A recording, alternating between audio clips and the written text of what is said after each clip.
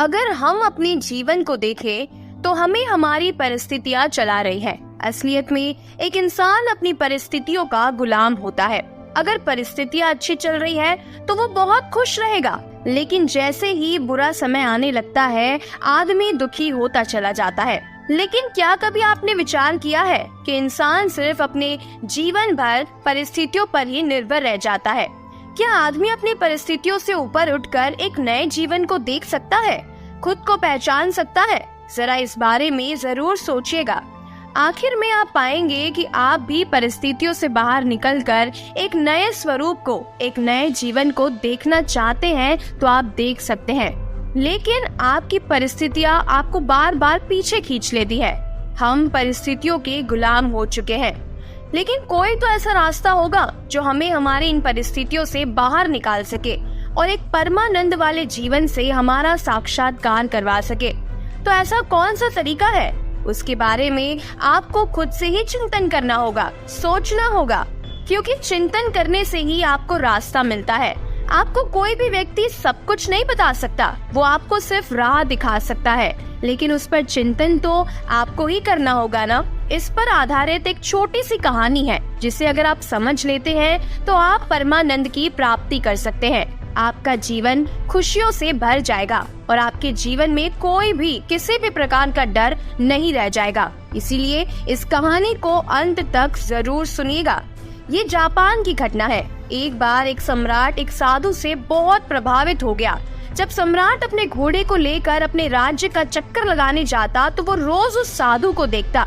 वो एक वृक्ष के नीचे बैठकर अपनी मस्ती में मस्त रहता, कभी बांसुरी बजाता, कभी नाचने लगता, कभी गीत गुनगुनाता रहता और कभी कभार वो सिर्फ चुपचाप बैठा रहता और आकाश के तारों को देखता रहता। सम्राट उसके पास से जब भी घोड़े पर सवार होकर निकलता तो वहाँ पर एक बार जरूर रुकता, क्योंकि उस साधु को देखे बिना उससे रहा ही नहीं जाता था। वो सम्राट छुप छुप कर उस साधु की मस्ती को देखता और फिर वो उन्हें देखकर वहाँ से चला जाता। धीरे धीरे ये हर दिन होने लगा। सम्राट का समय कब चला जाता उसे पता ही नहीं चलता। सम्राट बस चुपचाप झाड़ी के पीछे छुपकर उसकी मद मस्ती को देखता चला जाता। उस साधु की मस्ती ऐसी थी कि सम्राट जब भी उसे देखता तो वो खुद भी मस्त हो जाता और मस्त होकर अपने घर लौटता। ये रोज का काम हो गया था। एक दिन वो सम्राट इतना भाव विभोर हो गया कि वो इन साधु के चरणों में जा गिर पड़ा और कहने लगा, महाराज, मैं आपको अब यहाँ पर और नहीं रहने दूंगा। वर्षा बहुत करीब आ रही है। इस वृक्ष के नीचे आप बारिश में कैसे रहोगे? चलिए, आप मेरे महल चलिए, मुझ पर कृपा करिए, मुझे आपकी सेवा का अवसर दीजिए। ये सुनते ही वो साधु उठकर खड़ा हो गया और अपनी झोली उठा ली और कहा, चलो। ये देखकर सम्राट को बड़ा झटका लगा। सम्राट ने सोचा कि मैंने सिर्फ इतना कहा महल चलो और ये तैयार हो गए। सम्राट सोच रहा था कि मैं ये सुनकर प्रसन्न होता जब ये फकीर मुझसे कहता कि कैसा महल, कहाँ का महल, हम जहाँ हैं वहीं मस्त है, हम महल वगैरह में नहीं रह सकते, हमने तो कपड़ों का त्याग किया है। सम्राट के मन में ये सब सुनने की इच्छा थी। अगर साधु ने ऐसा कहा होता तो सम्राट उनके पैरों पर गिरकर फिर से उनसे विनती करता, लेकिन साधु तो तुरंत चलने को तैयार हो गए। सम्राट थोड़ा सदमे में आ गया। उसने सोचा, कहीं मैंने कोई गलती तो नहीं कर दी, इस आदमी ने मेरे साथ कोई चालबाजी तो नहीं कर दी, ये कोई महल में घुसने की तरकीब तो नहीं लगा रहा कि यहाँ पर बैठकर बांसुरी बजाता रहा। कहीं इसका मतलब ये तो नहीं कि ये बांसुरी बजाना, इसका मस्ती में नाचना, ये सब मुझे फंसाने की तरकीब हो, जैसे मछली को फंसाने के लिए कांटा फेंका जाता है। मुझे लगता है कि मैं फालतू ही इस चक्कर में पड़ गया। सम्राट ने सोचा, अब तो मैं कुछ कह भी नहीं सकता। इसने तो मुझे एक मौका भी नहीं दिया। इसने तो एक बार भी नहीं कहा कि मैं बहुत मजे में हूँ। क्या सर्दी, क्या बारिश, हमारे लिए सब एक समान है। सम्राट ने सोचा, क्या साधु है ये, आराम की बात आते ही तुरंत हाँ बोल दिया। सम्राट के मन का सारा भाव वहीं पर खत्म हो गया। सम्राट ये सब सोच ही रहा था कि तभी वो साधु सम्राट के घोड़े पर चढ़कर बैठ गया। सम्राट को जिंदगी में पहली बार पैदल चलना पड़ा, जबकि वो साधु बड़े मजे से घोड़े पर बैठकर जा रहा था। सम्राट के दिल को बड़ी गहरी चोट लगी। ये तो मैंने बड़ी जल्दी कर दी, बहुत बड़ी गलती हो गई मुझसे। लेकिन सम्राट अब कुछ नहीं कह सकता था क्योंकि वो अपने वचन का पक्का था। सम्राट ने सोचा चलो कोई बात नहीं, ये भी महल में पड़ा रहेगा, इतने लोग तो पड़े हैं, ये भी पड़ा रहेगा, कोई फर्क नहीं पड़ेगा। लेकिन सम्राट के मन में साधु के लिए जो सम्मान था वो अब खत्म हो चुका था। साधु तो महल में जाकर रहने लगा, लेकिन सम्राट को दिन प्रतिदिन कष्ट होने लगा। ये साधु उस वृक्ष के नीचे हमेशा मस्त रहता था। तब सम्राट के मन में उस साधु के लिए आदर पैदा हो गया था कि ये कैसा गजब का त्यागी है। वृक्ष के नीचे भी बांसुरी बजाता था और महल में आकर भी ये बांसुरी बजाता है, लेकिन अब वो मखमल के गद्दे पर बैठकर बांसुरी बजाता था। ये सब देखकर सम्राट की आंखें फटी की फटी रह जाती थी। सम्राट को लगता था ये कैसा आदमी उठा लाया मैं, क्या ये वही साधु है? वो सम्राट से भी ज्यादा शान से रहता था। साधु को तो कोई चिंता ही नहीं थी, लेकिन सम्राट को तो अपने राजमहल, अपने राज्य, धन दौलत, सैकड़ों चिंताएं थी। पर उस साधु को तो कोई चिंता नहीं थी। वो तो बस बांसुरी बजाता रहता, नाचता रहता, मस्त रहता, मस्ती से भोजन करता। ऐसे करते करते 6 महीने गुजर गए। 6 महीने तक किसी तरह सम्राट ने बर्दाश्त किया, लेकिन अब सम्राट का कष्ट बढ़ता ही जा रहा था। सम्राट का अब सहना मुश्किल हो गया। एक दिन सम्राट ने कहा, महाराज मुझे आपसे एक निवेदन करना है। अब मुझ में और आप में क्या फर्क है? साधु ने कहा, फर्क जानना चाहते हो? सम्राट ने कहा, हाँ महाराज। साधु ने कहा, तुम 6 महीने क्यों फालतू में परेशान रहे?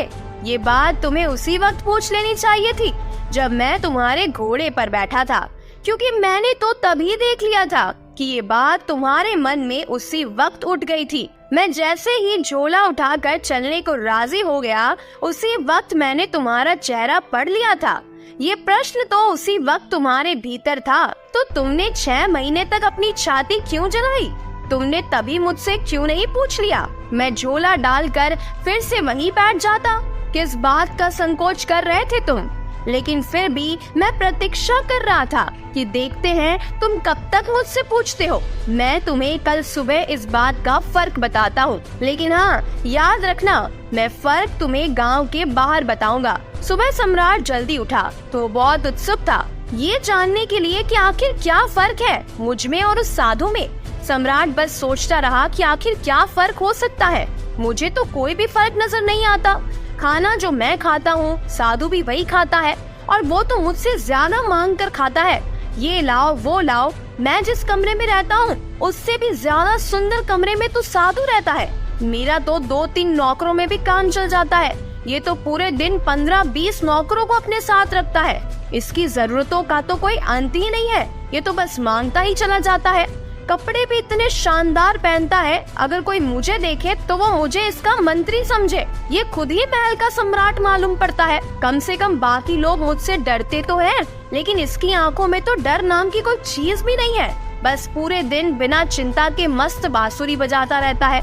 आज मैं भी देखता हूँ कि ये मुझे क्या फर्क बतलाता है। सम्राट सुबह सुबह साधु के कमरे में पहुँच गया। कमरे में जाकर उसने देखा तो साधु ने वही पुराने कपड़े पहने थे जो वो उस वृक्ष के नीचे बैठकर पहनता था।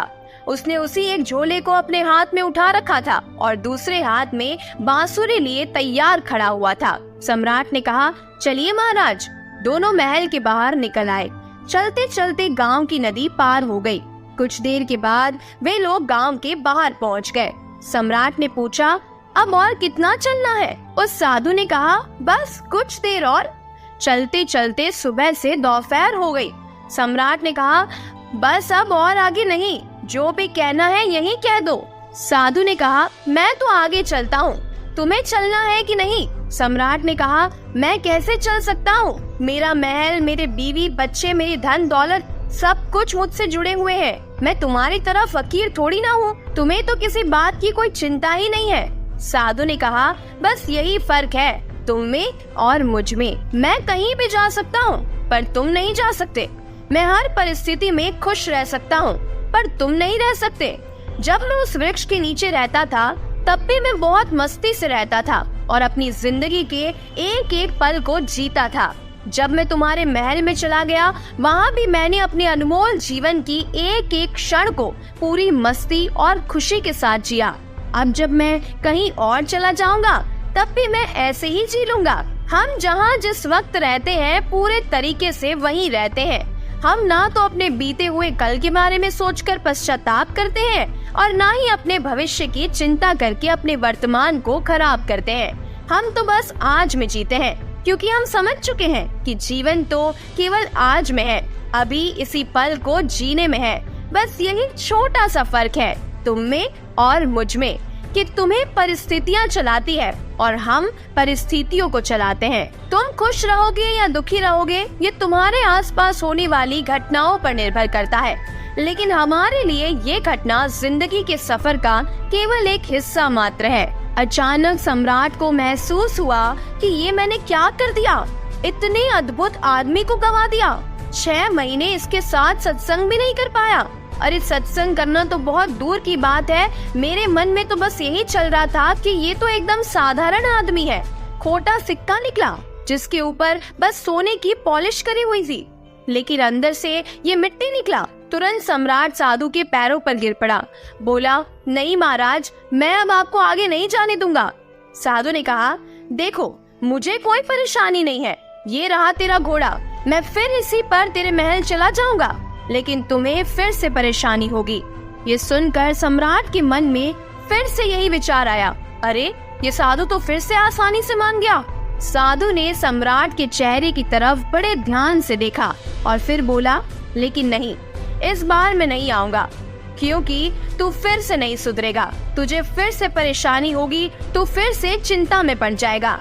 हमारा क्या है, हम तो सन्यासी हैं, हमारे लिए तो महल और जंगल दोनों एक बराबर है, हमें कोई समस्या नहीं है, क्योंकि जिसे समस्या है वो सन्यासी नहीं है।